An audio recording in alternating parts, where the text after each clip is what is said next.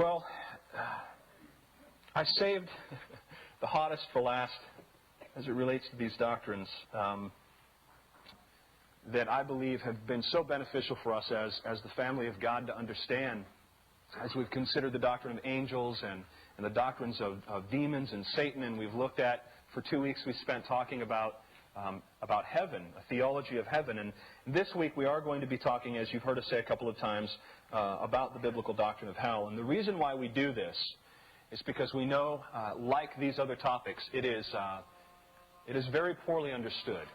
There's a real movement in our time to assume that hell, that Satan is nothing more than this short, fat little arrow-tailed, pitchfork-wearing, red satin suit with horns baby, and that hell is a place that we're going to go to where we have endless, beer bongs, and it's just like a frat party that is just continuous, and we're going to enjoy ourselves there. And I hope to completely dispel that myth and to disabuse you of that notion.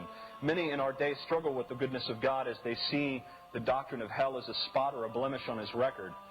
And it's understandable in our time that we have questions about such things, but they need to be framed as questions and not as statements about His moral character. The question that is often asked from those who struggle with this doctrine is, what grounds does God have to punish someone for eternity? Has this question been asked of you as you've attempted to speak the gospel to someone, as you've talked to your family or friends, and inevitably the question comes around to hell, and they say, do you believe in hell? And you say yes. And they say, well, how in the world could God, if He is good, have justification to create hell and send someone to it?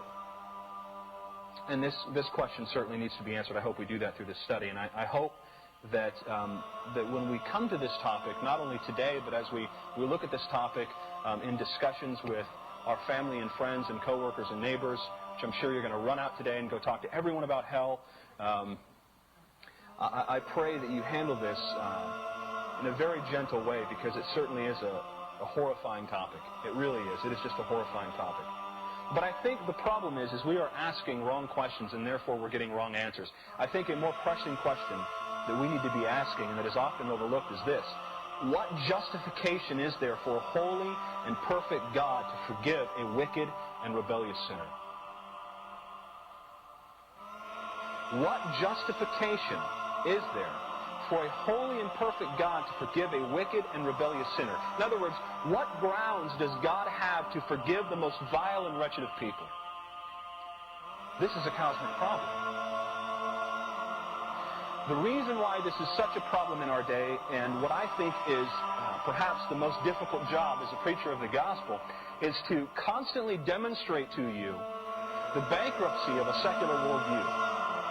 Now, when I say a secular worldview, I'm not simply speaking of a worldview that denies the existence of God, that is atheistic, or that denies the truth and reality, the inerrancy of Scripture. That's not what I'm speaking of. I'm speaking of a worldview that is secular in the sense that it starts with man as the basic given reality of the universe. It starts with man as the center of all things, and it concerns itself with man's rights, man's desires, and man's plans, his expectations. And it starts from this center, and it moves its way out, and it puts this lens on to view all things, including God. And this secular mindset is so pervasive in our day, in our culture, but it's not just out of the camp of Christians, it's within the Christian camp. We are so inculcated in our culture. This is so pounded in our heads over and over and over again. We are swimming. It is the air that we breathe. It is the way that we do theology today. It is the way that we read Scriptures. It is the way that we preach the gospel. It is the books that are written, the seminaries that teach classes. It is all of this. It is the secular mindset that starts with man as the basic given reality, and starts with his needs and his desires, his expectations, and his goals, and works its way out. And then when it comes to the doctrine of hell, certainly it's going to flow from